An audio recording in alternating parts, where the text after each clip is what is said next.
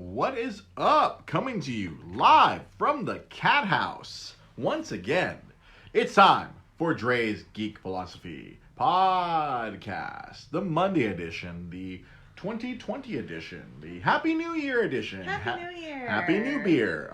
I'm here again, and I am once again joined by my lovely wife, Rosa Limon Cervantes. Hey, Judy Lynn is first right up. Right. Hi, Judy. Thanks for joining us here live on Facebook. We are back, just like I say we'd be back, and this endeavor is kind of the start of year 4 of Dre's Geek. Officially, the official anniversary is like 2 weeks, right around the birthday of executive producer Sam's son Jojo, because well, we technically did go in and record a podcast. Literally, I think it was either the first or second day of 2017, but Sam just had us goofing around, and he recorded it, but he did not want to post it. Oh, okay. If I had known how to post it, I would have posted it. I think I have the audio somewhere. It's great because in my Facebook memories, he keeps showing me all the clips that I made and posted on Facebook, because I made a lot. I recorded the video. And I made clips of silly things that I did, like explaining the Dre time continuum, and the first dick joke ever of the podcast, and the explanation of why we started this podcast. Okay, so why? So it's 2020. It's 2020 now. And for those who don't know, if you don't know, this podcast started out as an endeavor of how do I put it? I don't want to say I was at rock bottom professionally, but I was at a pretty low point professionally at that point, and I decided to take inspiration from a couple of my favorite podcasters who also started their podcasts at very low points in their careers. Mark Maron, who created WTF, he created that podcast at probably the lowest point of his career. He had just been fired by Air America. He was doing a radio show. Ironically, we broadcasted the first year and a half of these podcasts out of the exact same studio where he started. Wow. Way back when. Over at the iHeartRadio studios. Did I just let out a secret? Oh, yes. That's a big secret. That first year, we were at iHeartRadio. Just probably illegally. I mean, it's like the CIA now. It's either declassified. It has been declassified. We can declassify that information. We were at iHeartRadio. Sorry, Sam. Sam's not going to watch us.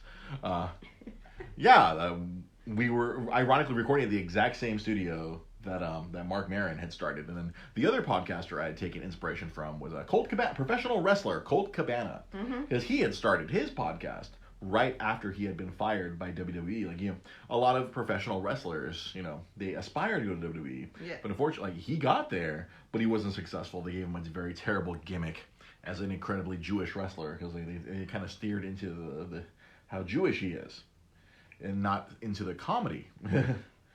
But after he was fired, they let him go because the creative has nothing for you. That's the funny catchphrase. Right. And he started a podcast which was incredibly successful. But ironically, he literally just ended it. Last month was the end of the Art of Wrestling podcast. But Colt didn't really end it, right? He kind of just is starting a new platform, like if you go on his Patreon kind of platform. He created a Patreon. Like, he might do. He's putting on content there. Like. For example, every year he goes to the Edinburgh Fringe Festival. And if you're a Patreon supporter, he puts up the entire shows. I guess he videotapes or records the shows, and then you can see the craziness that goes on at his Edinburgh Fringe show. I guess he puts all those up. Right. Him and he had a funny Canadian comedian as his co-host who was also a big wrestling enthusiast. The show they would do at the Fringe was like they'd sit and watch bad wrestling and do commentary over it. For an audience there, I guess, the people who paid what they want. I guess if you want to watch the show, you pay what you want. You pay $1, or. I wonder why he decided to go that way instead. Because it was the constant pressure of having to put it out every single week because he had sponsors, because he was making a good amount of money from the sponsors, but he kind of wanted to remove that pressure of doing it every single week. I guess before it was easier because his previous format that he had done for about 7 years, like he'd interview people who mostly are his friends, like people that he knew. He'd interview them. He kind of do a long form interview. At the show, right? At a show, like he'd do it at a show. Like he'd sit them down for 45 minutes to an hour, and they talk about that wrestler's life. And it was kind of to show people who these wrestlers are in the independent circuit. And it's funny if you manage to get into the archives, a lot of wrestlers who are famous now and are working at WWE, they were all on his podcast 7-8 years ago. And it's crazy, like people like a Seth Rollins, he was like the third guy on the show. He was Tyler Black back when he was in Ring of Honor and other stuff. Like Kevin Owens, he was on there as Kevin Steen, very early on. Like a lot of these early people. Daniel Bryan, he was Bryan Danielson. A lot of these people were on with him early because he made the rounds of independent wrestling for a long time, and he made a lot of friends with people, and he would sit down and talk to them about their lives, how they went about their journey, about the literal art of becoming a wrestler, but more about their lives. He does a very eloquent intro every time. The lives, the hopes, the dreams of professional wrestlers. And after a while, he had kind of interviewed every single one of his friends, and it was starting to get to the point where like he was gonna have to start interviewing people that like he didn't really know. I'm like, well, he got out a few hundred episodes very easily. He even talked, he didn't know Roddy Piper, but he got to interview him. Him and Stone Cold Steve Austin, they traded interviews. We're like, oh. Yeah, he met Stone Cold's, like he was on Stone Cold's podcast, and Stone Cold joined him on his podcast. That was like a very big deal. Unfortunately, it was funny because Colt, for a time, he actually had access to people who worked in WWE, but after he had a falling out, like him and his best friend had a very public and giant falling out. Yeah, that's right. As a result of a podcast they did together, which caused them both to be sued, and then now he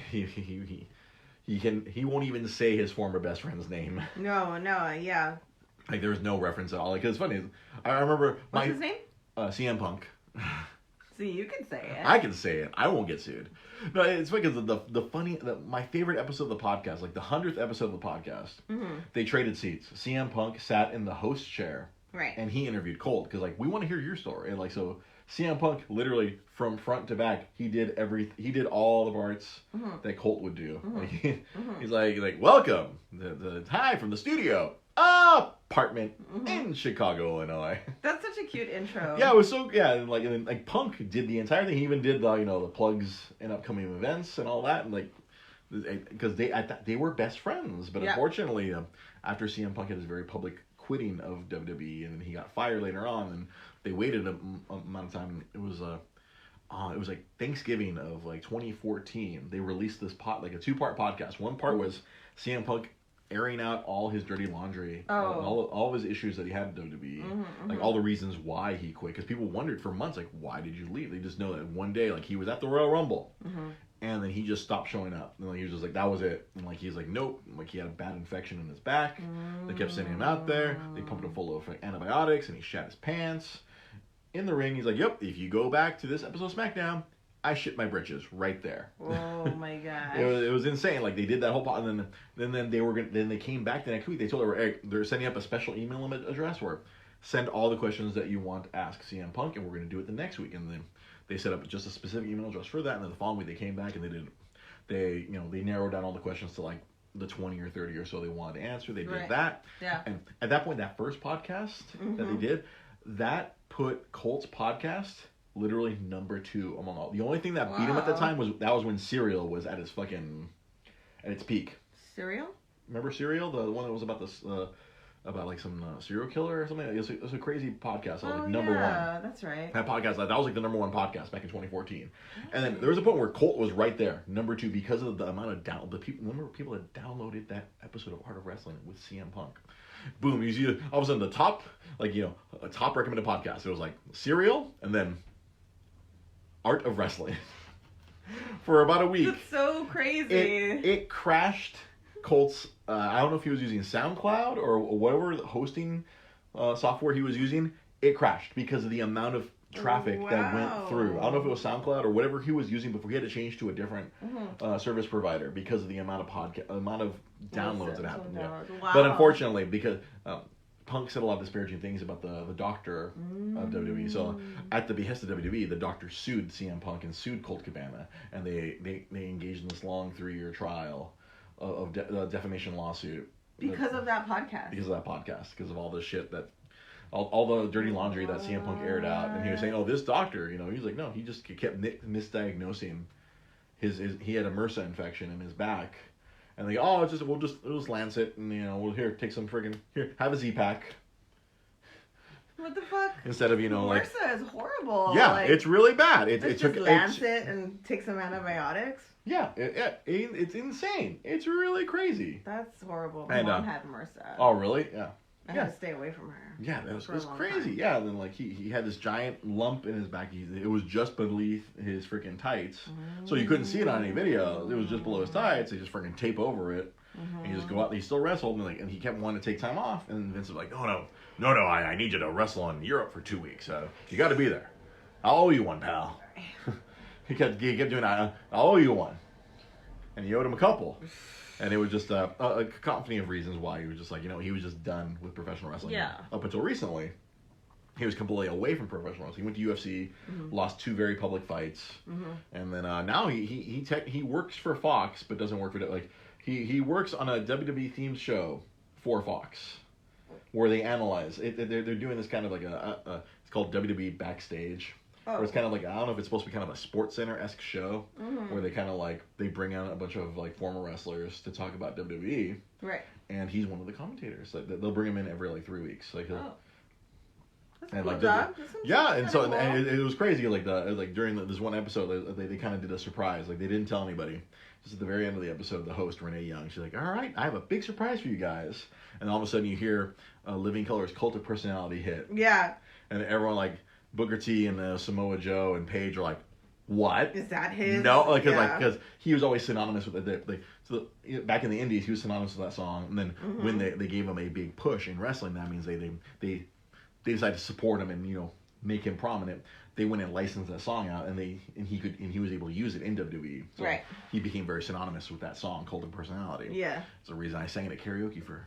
I still sing it at karaoke to this point. That's the only song that I can associate with him. Yeah, well, because that's I put on that Blu-ray. It's like, they paid Living Color whatever amount of money they needed to use it whenever they have him. That's pretty awesome. Yeah. Yeah, it's just crazy that like now they played the song and he came out and he's like he does a funny little homage to Roddy Piper. Oh. You changed the question. You asked the questions. I changed the answers. Or something like that. I mean, like it's so crazy how New Japan. What we watch. I was gonna transition into that. Yeah, I was like, well, I don't really watch WWE anymore. I don't really watch WWE anymore. I watch New Japan Pro Wrestling, and this past weekend they had their gigantic. Big show, Wrestle Kingdom 14. Yeah. It's like the Japanese equivalent of WrestleMania. It's the biggest weekend.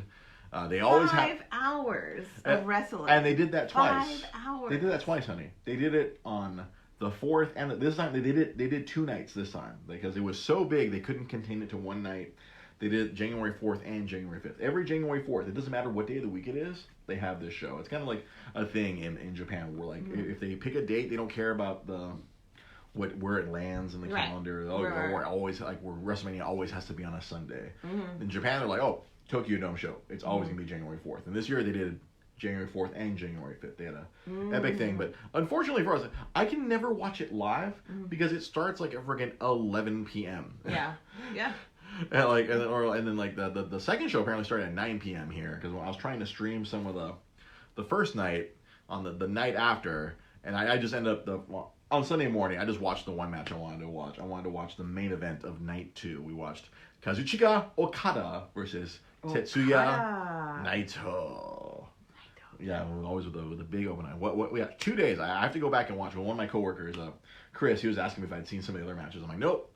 Only saw the match I really was like super duper invested in was Okada versus Naito, and it was like a 45-minute match too. Yeah, it was about somewhere in it was in that 40-minute mark because they'd each worked long matches the night before. So that was a crazy thing. I actually saw clips of something else earlier today when I was watching YouTube. I saw a clip of American wrestler John Moxley. He's over there wrestling for them, and it was really awesome. This other wrestler Minoru Suzuki. I don't know if you remember when we've gone to the shows where like there's this one evil wrestler comes up, but everyone loves his fucking theme song. It's like this freaking like this Japanese pop star sings his theme song. Like all of a sudden like John Moxley he'd won this match beating this other guy Juice Robinson. And all of a sudden you hear that music hit. Like you hear this freaking like Japanese pop music hit. And then everyone's like, what? And then Suzuki comes out and with his freaking evil grin. He's like this evil monster. Like he's this monster of a man. Like, I am the king of pro wrestling. I will kill you all. And he just comes out and he takes off his pants. and then he takes off his jacket, his gun jumps in the ring, and then they start just fucking each other up. Mm-hmm. He freaking pile drives Moxley, and he grabs the microphone. It's like, don't you know who I am? I am Suzuki Minoru, and I'm going to kill you. Our friend Josh Jackson, he actually met him in Japan. Apparently, IRL. I hate to dispel the myth. He's a very delightful individual. He actually owns a clothing store. Oh, really? In somewhere in Tokyo, in Japan. He owns a clothing store. It's like it's wrestler themed, and I guess he is in that store like because he owns it. And so like Josh and his lady. They were walking around. They went near the store, and then he was there, and they got a selfie with him. And he was very cordial with him, but like his wrestling character is a like monster. Wrestler themed, do you mean like they sell masks and tights? No, they sell clothing that is like the Hot Topic of. Kind of Hot Topic, but like shirts, it's like normal. Logos. It's like normal clothing, but it's actually like normal. Like it's supposed to be very fashionable. It's like fashionable clothing where it might says NGPW. Okay. Yeah, it's like I've gone to 3 the American New Japan shows. Like I aspire maybe someday in the future we'll go to Japan for a Wrestle Kingdom and we'll go to the Tokyo Dome and watch the Tokyo Dome show live there and you can feel that energy. Yeah, the energy of the New Japan crowd is awesome. Like when both times you've gone, it's been freaking intense. That first show we went to was crazy pants. It's so fun. It's such a fun, awesome show, and everyone's just into it. The energy you feel like especially that first show I went to was insane because we're myself, JC, Josh, and Kiet. We were sitting literally next to the ramp as the wrestlers came out, and I got like some of the greatest photos I'll ever take in my life. Yeah. I saw you in the video. I think I saw you on video. Oh yeah, I think I showed you the video. You saw us. I two-sweeted Cody Rhodes. I was pretty happy about that. Yeah. Got a fist bump from the Young Bucks. It was pretty cool. But yeah, this New Japan Pro Wrestling every year. She said it is the wrestling hot topic. Yeah, kind of. Minoru Suzuki, crazy, awesome dude.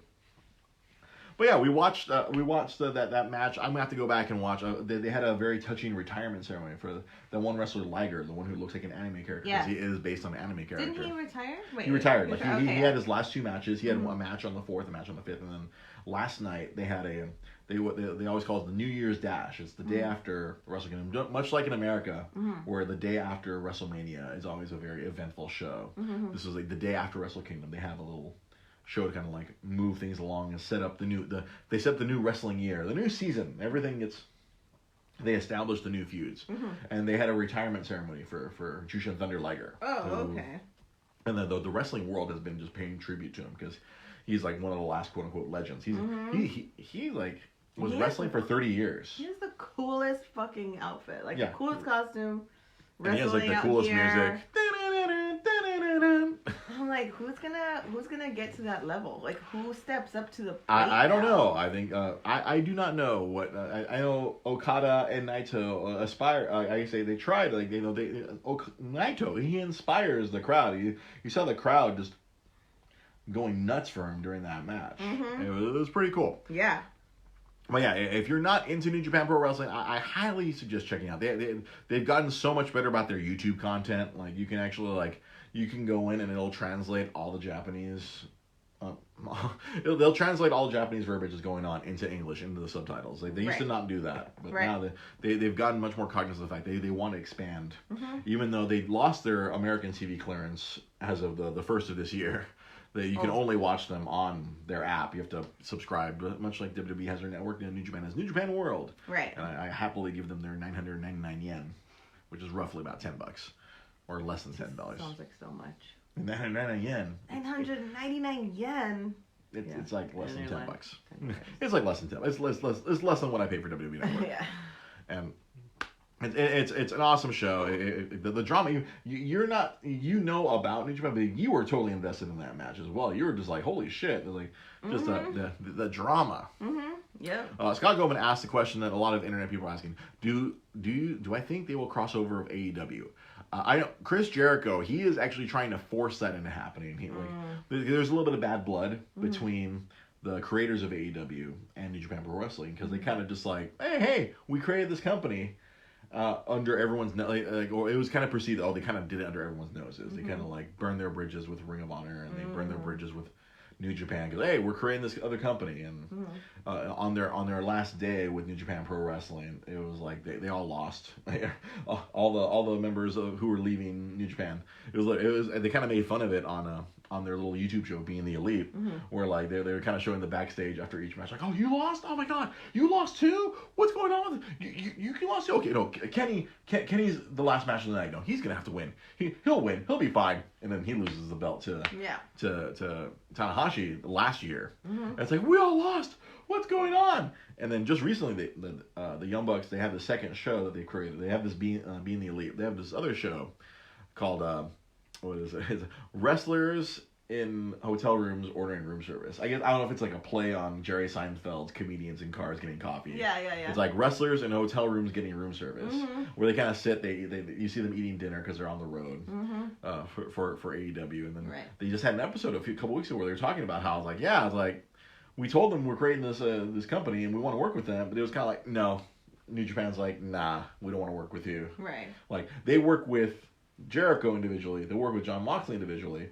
Kenny has offered, hey, it was funny, like the day after that New Year's Dash, I'm like, oh, they set up everything. It's like, they all thought, hey, can we work New Year's Dash last year? They're like, no, we don't want you here. Go home. Stay in the hotel. You guys can leave.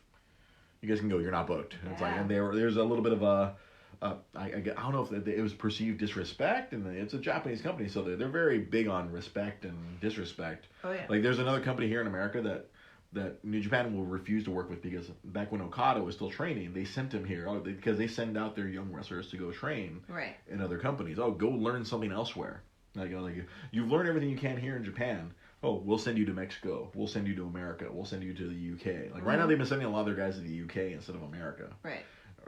To go on these learning excursions. Go learn a different style of wrestling and integrate it into your wrestling and bring it back so you can be unique. Yeah. That's why you might find Naito appealing, because he has a very lucha libre style in his wrestling, because when he went on his excursion as a young boy, they sent him to CMLL in Mexico, the oldest wrestling company in the history of wrestling. Where did they send Okada? No. Who? No, where did they send Taya Valkyrie? Taya Valkyrie? No, she wasn't in New Japan, but like she was in Mexico primarily. Yeah. Yeah, like when Do you know where she trained? She trained with Lance Storm. She trained in Canada because she's a young Canadian lass. Oh, I didn't even know that. I thought she was American. No, she's Canadian. I guess technically now she's married to an American. Now she married John Morrison. Yeah. She married John Morrison, so now I guess she's American by marriage. Yeah. But she's a young Canadian lass, and she couldn't make it here in America, so she actually went down to Mexico, and she trained, and then she actually became a big star in Mexico in Triple A, and that's the company that she worked for primarily. Yeah, and then she's kind of gone back and forth working there, working on and off with them. It was very controversial. They've had issues because the management there, it's usually a wrestler is the manager in charge of everything there. And many times when a wrestler is put in charge, that means he's going to make himself the most important person. Or whoever he likes is going to be the most important person, not necessarily who's best for business, so to speak. Yeah. But, sorry. Yeah, so that's where, Taya, she wrestled in Mexico primarily. She still does. Like, she's actually gone back after whatever bad blood they had. Right. She's gone back and wrestled for them. But now she wrestles locally for our bar wrestling. She wrestles for Lucha Vavoom. And then I believe she also wrestles for Impact Wrestling. That's the company that pissed off Japan. Because they took Okada and they made him into a Green Hornet ripoff where he was Kato to Samoa Joe was Samoa Joe was the Green Hornet to his Kato. They called him Okato. And that mishandling was enough for Japan to be New Japan be like, no, we're never working with you again. You took the guy who we were gonna make him into a big star. Like, regardless of what happened in America, they did bring him back and make him into a giant star. He obviously he's now the Rainmaker. But it was like ever since that they even though the management of that company has completely changed, the ownership has changed hands twice. But Japan's like, nah, we're never gonna work with you again. Fuck y'all. Right. Hooray for nepotism. Hooray for nepotism. That's unfortunately that's how it works a lot in wrestling. Yeah. It's more about who you know, who you're related to, and who likes you, rather than are you who's good for the who's good for business, who does everybody really like, Everybody likes Daniel Bryan, but we're gonna push this Roman Reigns guy. I'm Vince McMahon. I have a huge erection for a giant Samoan man with long hair because The Rock left me. But I got another Samoan here. Look, he looks like The Rock. He's The Rock's cousin. Why don't you all like him? You guys liked him for 5 minutes a few years ago. Why don't you like him now? You just made me think of Jason Momoa. yeah. Jason Samoa. I don't know, but anyway, Big it's Samoa just like a side note from the Oscars. Jason Momoa. Or the Golden Globes. I saw that on Twitter today, where Jason Momoa apparently always said, "Fuck dress codes." Maybe he walked in with a blazer, but he probably took off the blazer. He's just sitting there in a tank top. But if I was Jason Momoa, I would just go everyone in a tank top too. I mean, fuck yeah. Just like a see-through suit or something. Oh my. Yeah, so the Golden Globes were last night, and we didn't watch them because we were watching other movies. We were watching other movies. I was watching Sleep. Yeah, you were sleeping. No, because we watched Argo last night. I put on Argo for you. You had never seen Argo. Before, And I wanted to show you a good movie. We weren't gonna sit and watch a bunch of awards, snooty awardness or whatever. I put on Argo for you, and you got to. I don't know if you ever heard me say it, but I passively have said, Argo, fuck yourself to some stuff, and now you can now you know the genesis of Argo, fuck yourself. It was from that film Argo, which I also thought was kind of a appropriate considering the IRL implications of Iran. No, seriously, I was like, why are we're watching this at a very timely manner? Yeah, it was quite timely.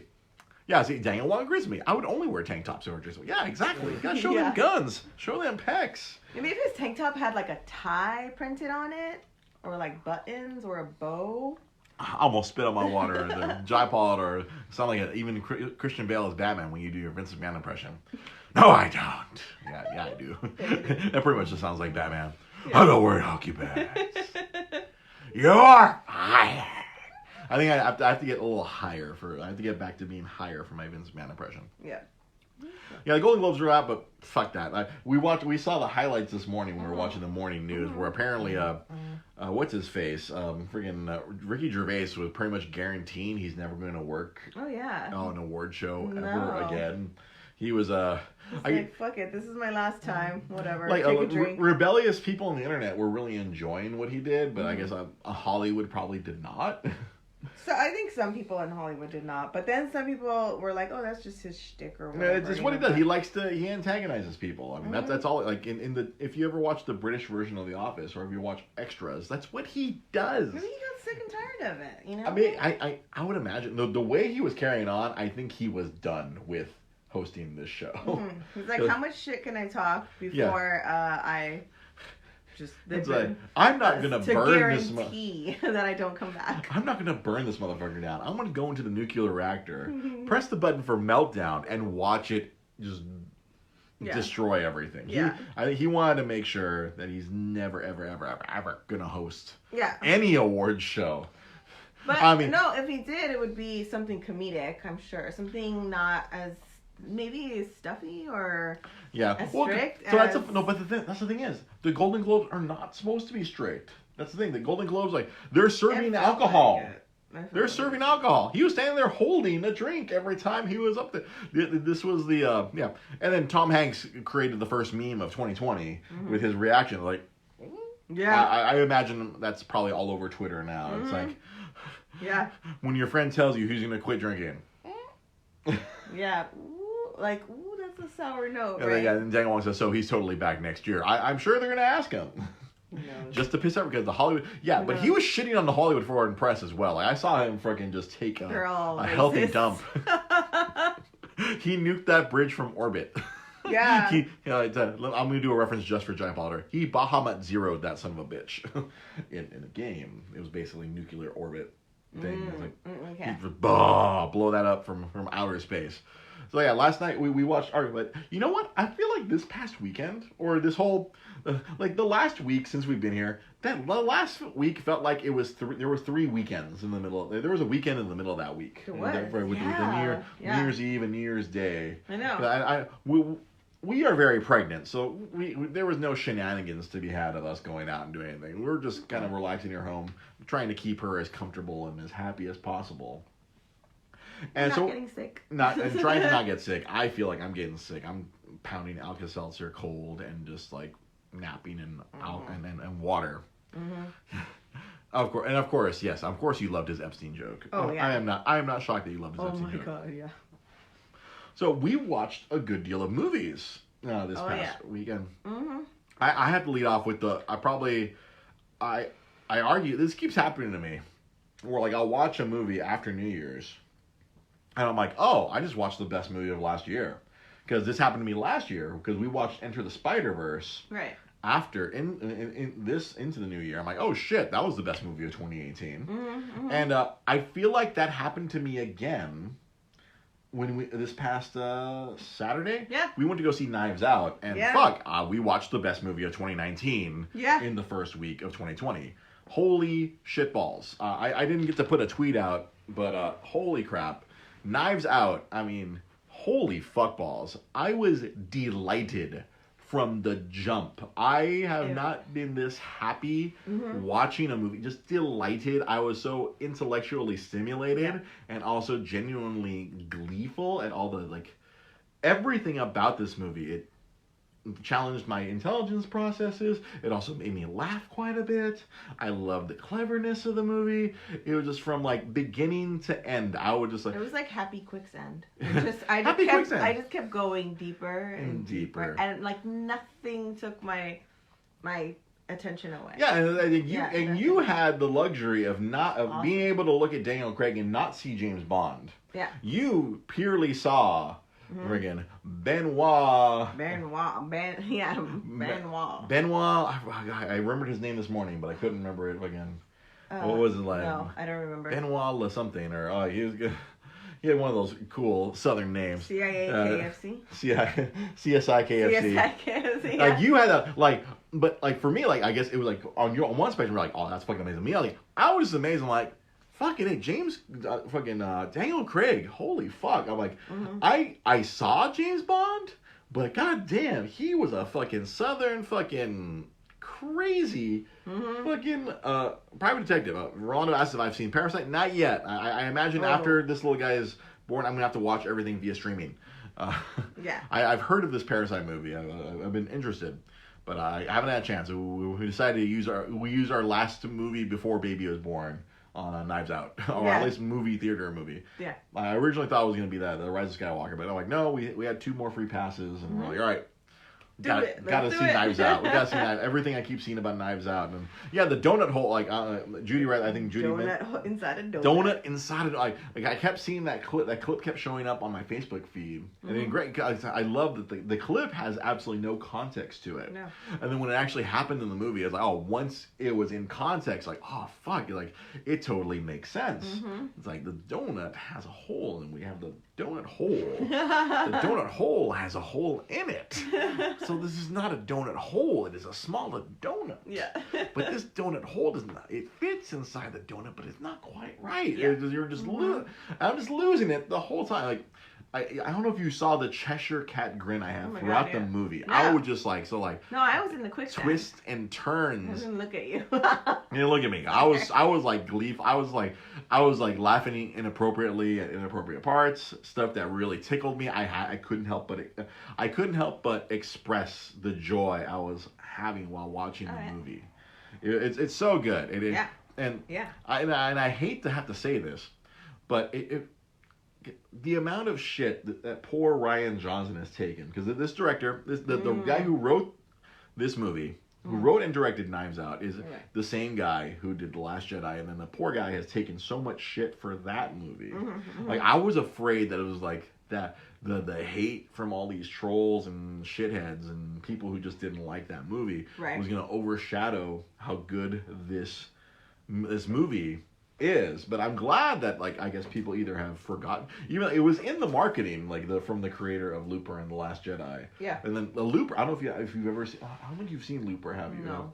we'll have to see if that's on any streaming platform. Looper that's an interesting movie. It's not as delightful as this one, but it's a very intriguing film involving time travel. Oh, okay. Like where Bruce Willis and Joseph Gordon-Levitt look like each other. Oh, they play future. And I remember trailers. Past versions of each other. So they put a whole lot of shit on Joseph Gordon-Levitt, so he looks like a young Bruce Willis. Yeah. Mm-hmm. And that's a fascinating. That was like I don't know if that was one of his early movies. I think that might have been like his second movie, or I could be wrong. I don't know if Kiet Pham was on here to provide our corrections or retractions here, but yeah, that was an awesome movie. And then I'm against contrary to popular opinion, I enjoyed The Last Jedi. I thought that was a good movie. Right. I thought it was very different. So the director. He did a great job. No matter what his last movie was, I like all these people were like, this shows that this guy knows how to make movies. It's that people just don't like. I guess people again, we touch the religion of Star Wars. He's fucking writing and directing and producing it all. Like what we're saying, there's so many hands that go into it. Yeah, into that movie. Like, well, Knives Out. This is obviously clearly all him. Holy shit. Knives Out. I mean, like I don't know if it was nominated for anything last night. I didn't check, but like I see right here because I see Judy mentioning it should have gotten an award. Hell yeah! Like I'm sure it'll hopefully get nominated for best original screenplay. And see, that's another thing though. Like, a lot of people Hollywood has really gotten stuck in this rut where there's all these remakes and sequels. Mm-hmm. Where this was very much an original film. Right. I'm sure it was based. I'm sure it's based off something. Your book. Based on some sort of book. Oh, yeah. But man, so good. It was nominated for comedy musical best film. I forget what. I know. I didn't even look at the winners today. That's how disinterested I was in the Golden Globes. Like normally I'm a big movie guy. I've done a lot of stupid movie things. I love movies, but had absolutely no interest. If nothing. The other movie I liked last year was Once Upon a Time in Hollywood. I'm not sure. I believe that won a few things. I believe Brad Pitt won Best Supporting Actor. When I get my hands on it, you will get to watch it up until a certain point, and then we're just gonna stop it. Yeah. And then I'm just gonna say things happened, incredibly violent, and end scene. Okay. And that's literally the last 10 minutes of the movie. You can watch everything up until the last 10 minutes of the movie. Yeah. Which actually is funny. This morning I was listening to WTF, and he was interviewing Bruce Dern, who was in Once Upon a Time in Hollywood. Mm-hmm. Yeah, he had a fun little small part in it, and it was crazy to hear Bruce Dern. He has this thing where he will improvise dialogue that's not in the script. Right. And directors will keep it because it's so good. He will write stuff that they didn't think of, or that they didn't put to paper. And apparently he did that a few times to Quentin in this movie. And then he explained how he had done it in other movies. Yeah. And actors get mad at him. But how come he gets away with saying stuff that's not in the script? I'm like, because he's Bruce Dern. And that's what he does. Smart. He's not just an actor. He's a writer. He's got a brain. He has a brain. Yeah, it's funny. Yeah. When he was 25, apparently some big time theater actor or a theater instructor told him he told Bruce Dern, you're never going to be a leading man because you're a runner. You have endurance. You're gonna last a long time. But they put you in a cowboy scene, you're gonna be the fifth cowboy to left because you're too damn tall. But he has that innate quality where he just persists. Yes. And it's because the movie where this whole interview really was fascinating for me to listen to. I'm glad I managed to work my way into working it into today's show, where he talked about the movie that kind of brought him back into prominence. This movie called Nebraska. Mm-hmm. They did Alexander Payne, and then Will Forte was in it. June Squibb got a career out of it as well. Mm-hmm. Apparently, Bob Odenkirk was in that movie too. It's Bob Odenkirk and what's his face, whose name I just said and I already forgot. Squibb? No, the one before that. The MacGruber. Jern? Oh. MacGruber? See, I said his name, and now as soon as I said him, don't need that name anymore. Toss off to the side. The MacGruber guy. Yeah. I just took an upper decker. Shit. My brain just He's an SNL guy. But they played his sons in the movie. And it's funny, and he explained how he worked one into that movie too, where it's they're, hey Dad, do you remember this? And then the scene was supposed to end there, and he goes, I was there. And the director's yeah, we gotta leave that in. Yeah. Do you remember, Dad? I was there. Oh crap! Now it's gonna bug me. I literally just said his name, Will Forte. That was his name. There you go. Yeah. It literally, I was like, I literally had said his name, Yeah. and then my brain was like, don't need that anymore. Yeah. But the original point I want to make, Once Upon a Time in Hollywood, that was a good movie. I believe it won a few, but I hope it wins some Oscars because Quentin, I mean, apparently he's only going to make one more movie ever, so I'd like to win a couple more Oscars before he's done. I enjoy his work. I love clever writing. Something else that we watched during this past week, which I really loved, and I realized, man, I can't believe I hadn't seen this movie, even though frequent co-host Pete Molini always talks about this movie. It's Hunt for the Wilder People. This was Tarantino won. Tarantino won? Oh, good for him. Good. He won a few Golden Globes. The Golden Globes aren't necessarily a great measure for Oscars, but hey. We got it. Good for nice. But we watched Hunt for the Wilder People. Yeah. Taika Waititi. I'm sure most of you know him best for, Thor Ragnarok, and if you really know him, then you know he's a freaking I wouldn't have known about this movie or thought about it or whatever if he hadn't messaged me. I think it was just like, because you asked him for some recommendations about like, hey, that's the thing about Pete. He recommends good comic books. He recommends good eateries. Good places to eat. And he recommends good movies. Good movies and good pieces of media to watch. I'm like, I don't know how I stand up to just to your co-hostness. You're doing great. But he suggested awesome movies. Hunt for the Wilder People. I'd heard of this movie several times before. I've heard of this movie, but I knew nothing about it contextually. All I knew was that it was I don't know if it was Taika Waititi's first feature film that he directed. Because I know he's directed Thor Ragnarok. He directed friggin' What We Do in the Shadows. Currently, big award season movie Jojo Rabbit. Right. He's directing and stars in that one. He plays Hitler. And this Hunt for the Wilder People, like he suggested to you, we found out it's available on Hulu. Like, let's put it on. Fuck yeah, let's watch this movie. And delightful movie. It was like, I had no clue what this movie was about. I had no idea where it was going. And, okay, this is great. Like, we recognized the kid from Deadpool 2. I guess this must have been his first feature role. Must have been. Yeah, then I had to point out to you, yep, that's the dude from Jurassic Park. Sam Neill was playing Crazy Old Man. And then I guess a bunch of Taika Waititi's usual cast of characters, because he uses the same few people from New Zealand. Rice Darby, and then I can never remember the name of that woman who's like. Apparently, he puts this woman in all of his movies. She was the crazy social services woman with services lady. Like she was hilarious, yeah. And this movie was like so good, and like Taika is so good at touching but hilarious. Sad but funny. He really goes back and forth. If you don't already know, the final episode of The Mandalorian was directed by Taika Waititi. Same guy. He voiced the IG robot that bounty hunter droid. He had to kill himself. He had to kill himself because he's Taika. Taika sacrifices himself and everything.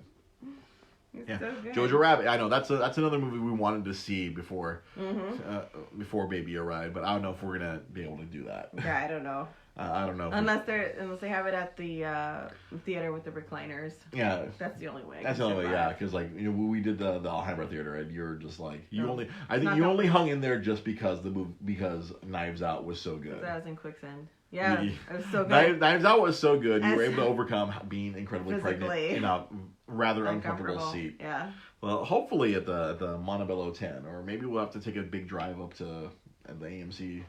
In Burbank, if our little boy doesn't join us before then, right? Yeah. We'll see.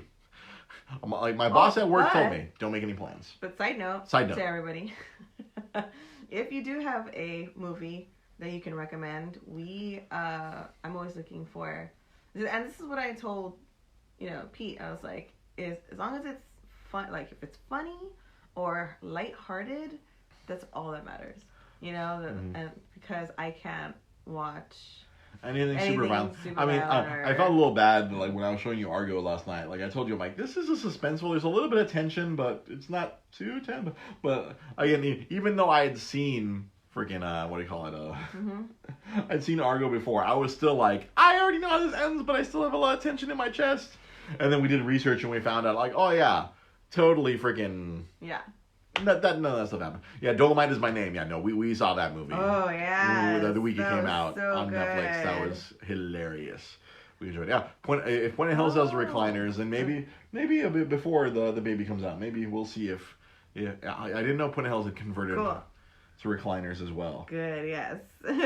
Yes. We might have to investigate that. I know our local Montebello. Yes. It's all recliners. They have recliners. Yeah. I don't know if they have Jojo Rabbit. But they don't have Jojo Rabbit. That's the thing. Yeah. Jojo Rabbit at their little 10-screen theater, but I'm sure at the AMC 20 they might still have, especially with the award season coming up. But I want to wind down with the movie we attempted to watch this morning.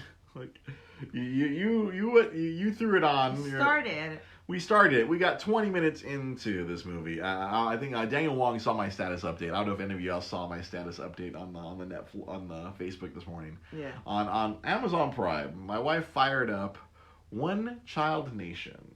Yeah. Holy fuck balls! Oh my god!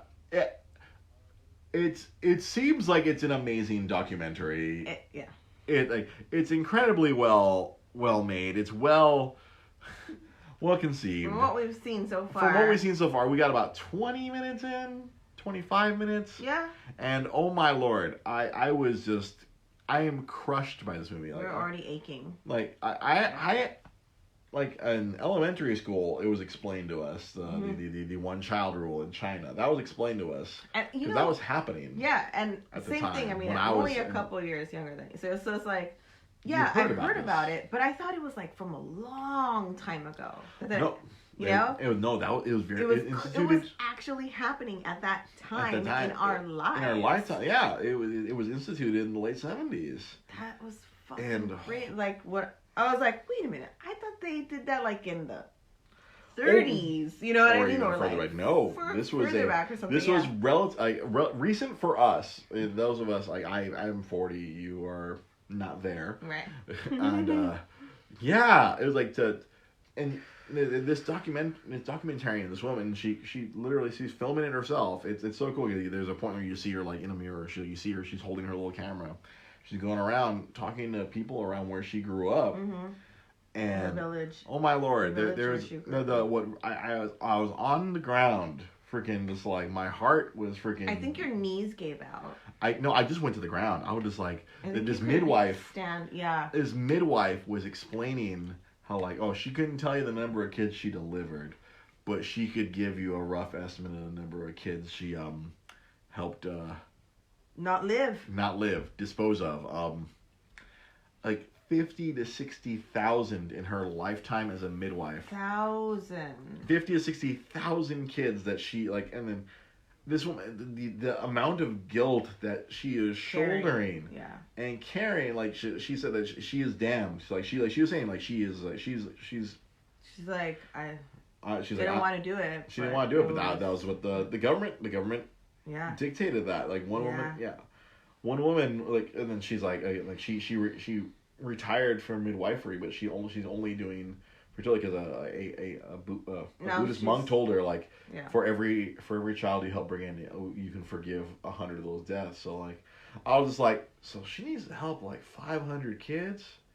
She needs to help a lot, at least for her at least as far as her spiritually, she'll feel, and she showed in her little office her own repentance for all the damage she did in the name of the government, right? And this one woman, she was so freaking she's it freaking hurt. I went to the ground. I was just and then hearing her whole story about how she's it's gonna haunt her till she dies. All the other people she worked with, they're all dead already. It's she's no, we are damned. We all of us are damned for what we did. She's in her 80s too. She was 80 something, and she's still helping people. Yeah. And it was just that one hurt. But the one that really got me was the one right after where the lady who was the family planner. Yeah. Who shows no remorse. She's just that's what the government wanted. I was doing she's I did the right thing. She did the right thing. The right thing for China, in going out, aborting kids, and she said she didn't want to do it. She didn't want to do it, but that's what she was supposed to do. In the end, she did the right thing. Yeah, she said her first statement was if I could go back and do it, I'd do it all again. And it was just Because we saved. Forced we saved the country. Forced sterilizations, forced abortions. Where like, women would just tear off their clothes and run away. Yeah, I was gonna ask you. Do you remember the one she said about the lady who tore off her clothes? Tore off all her clothes. So what do you grab her by? Or what do you grab her by? Yeah. I'm sure like evil dudes like grab her by the hair. You know, like just like it was just like I at that point it was like we had to stop the movie. We just couldn't. Yeah. Because especially us like. There's a baby in here, and we're hearing all about all this stuff that they're doing to like like she was like talking about like she did abortions where the women are like 8 or 9 months. They're 9 months. And it was like the babies are still alive. The baby's still alive, and I would just sit there like I just was like, no, I can't do this. Move. I mean, like no. I think 5 years ago I would have watched it and been disturbed, but like right now as a father to be, I couldn't watch this as it just I kept thinking about. Us. Does that make you think about like the government's whole system where they're like, oh, we'll do it for us. But what the fuck do they do for their people? Is it anything better? Is there anything better? That's where our conversation ended. That's where our conversation ended. Like, really, that it was supposed to like save the country. And in the end, it was, they're building armies to keep their people down. Yeah, it's just like, who's China at war with?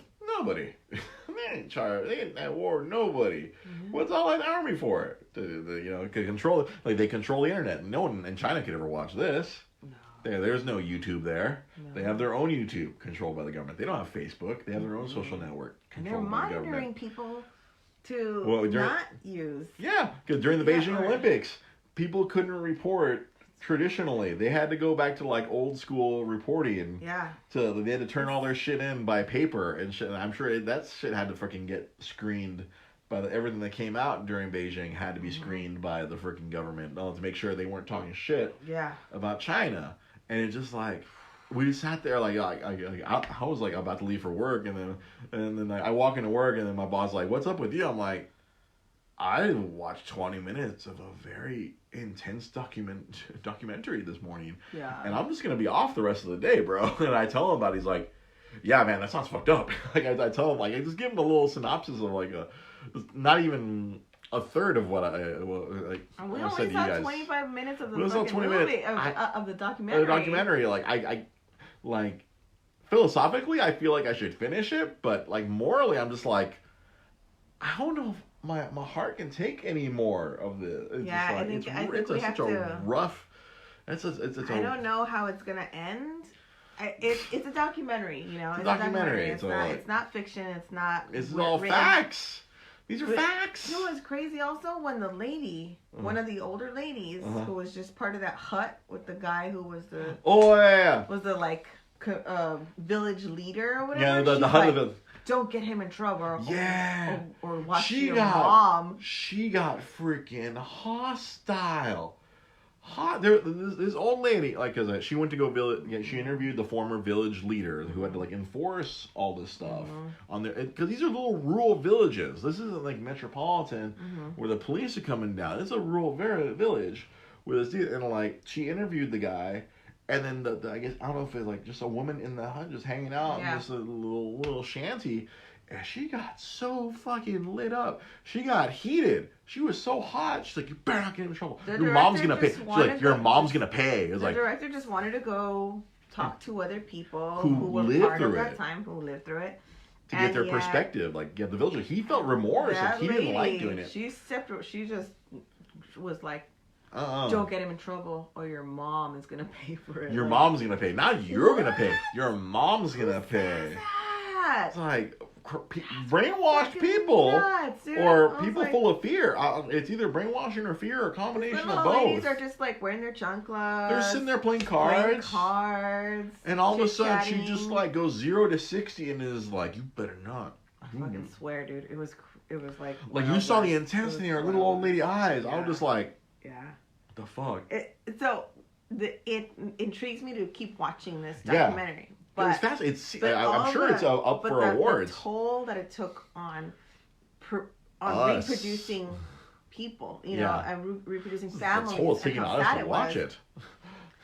Yeah, and then we've never seen that because we didn't know. We only heard about it, right? We've only heard about it third hand. When we were kids. My liberal ass friggin' not even middle school, like elementary school teacher was like friggin' telling us about it. I realized, oh wow, my teacher really was a super liberal. Dang it, Wong, it might have been Miss Anderson. I'm not sure if you remember. I was watching a documentary the other day actually about the lady boys of Thailand. Mm-hmm. You were at work. I think you were at work. I was already at work. And they actually they throw out third grade and fourth grade textbooks. If you're a boy and you dress up or you think that you want to do girly things, then you're mentally disabled. God damn. Yeah. So even Thailand, you know what I mean? Like even, but all Thailand countries. Is like everybody loves to go to Thailand for lady boys or whatever, right? You know, that's a thing. If that's your flavor, and they're fighting for their rights, right? But how do you fight? I mean, how are you fighting for your rights of the baby who's been unborn already, like in China? It's intense. In a communist country, like if you want your brain to, so this you want to learn some harsh shit. It makes you think about family. One child nation. It makes you think about politics. It makes you think about all kinds of. That's right. She did pass away. I totally forgot that Miss Anderson passed away. Oh. Yeah, because I'm pretty sure me and Daniel were in the same class. Back in fourth grade when we both had Miss Anderson. Yeah, but I didn't know she passed away. Oh my gosh. You know. Rest in peace, teacher. Yeah, having a narrative by somebody in our generation now, by somebody or somebody from another country who's never talked about this before because they've been banned from talking about it. Yeah. Or their parents were banned from talking about it. It's like, oh shit.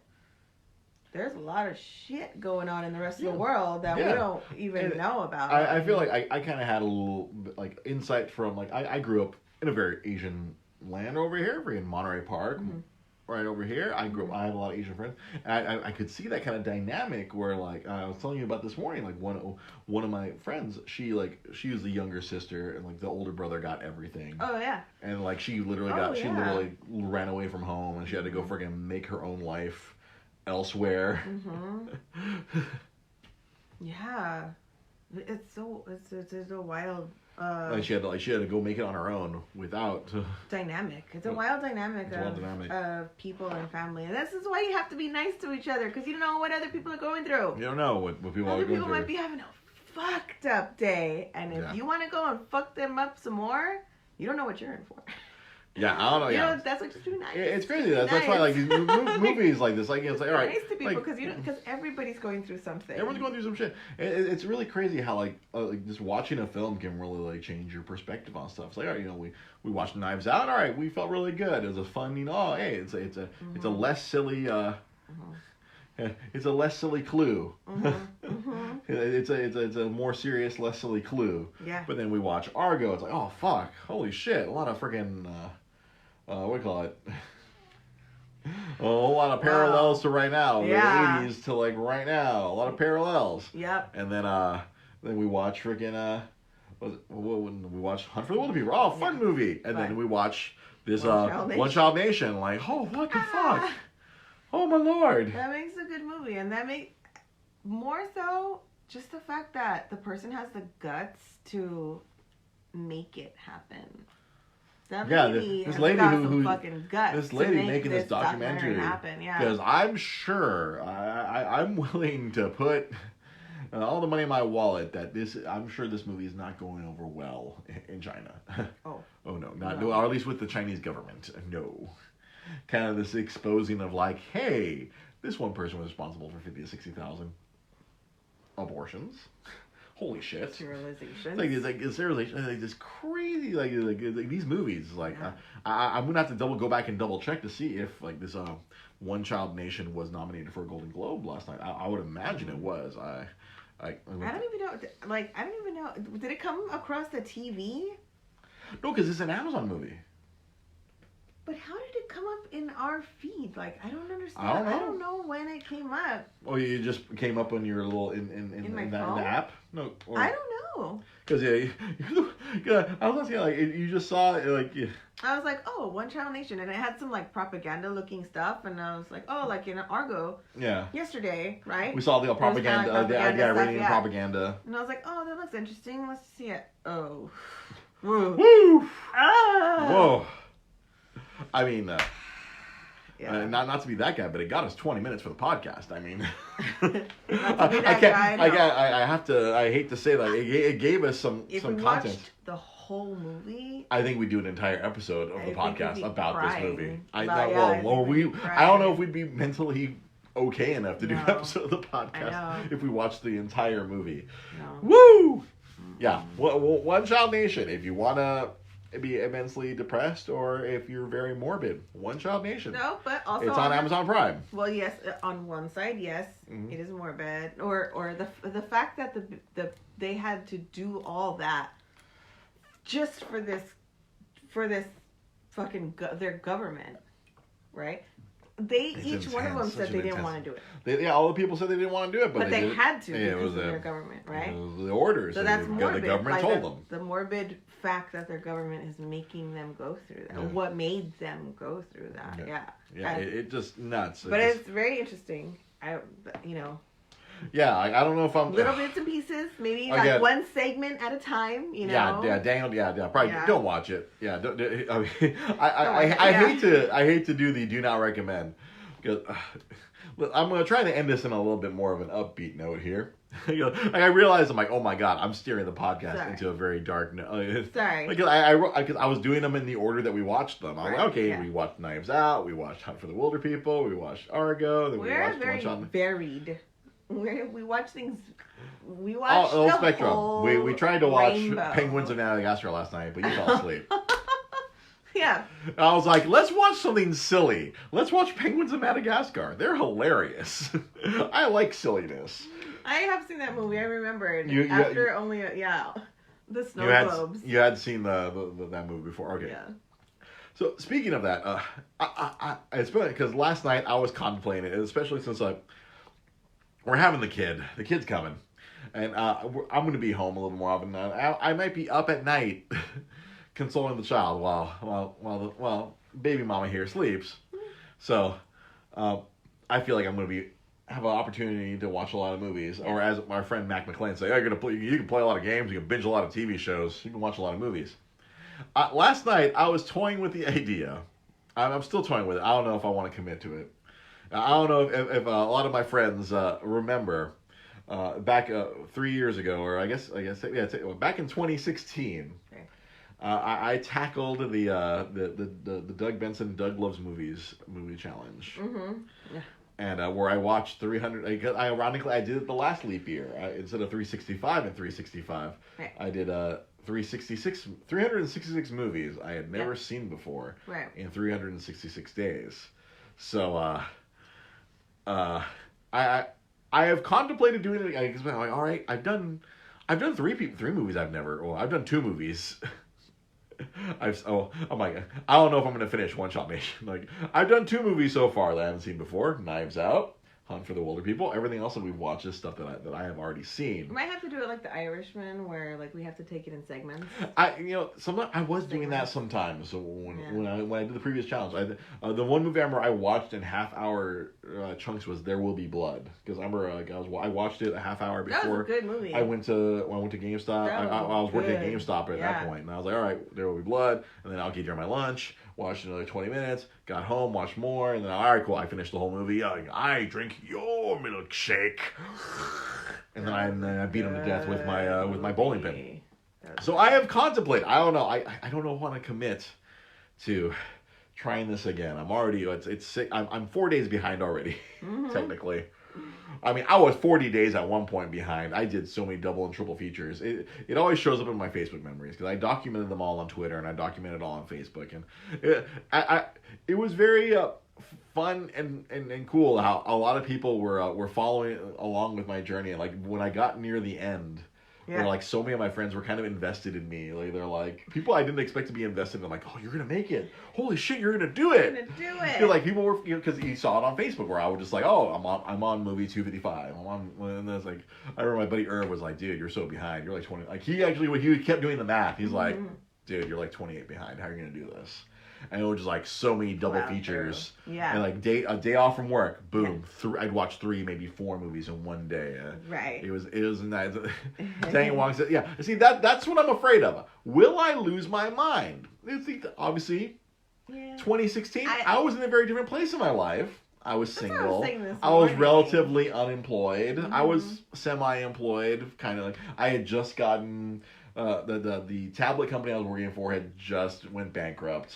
And ironically, I fell a month behind because I was depressed. It was funny. I had gotten like 2 weeks ahead, and then I didn't watch a movie for a month because I was so depressed. It was like a month where I could have probably watched movies like all day long, but I was so depressed I didn't want to watch any movies. Right. I'm like, I fell behind because I was unemployed. Irony, like it should have been the other way around. I should have got like 4 months ahead, watching like 3 movies a day, and I would have been like, oh, see, you don't know. You don't know. That's the whole point. Like.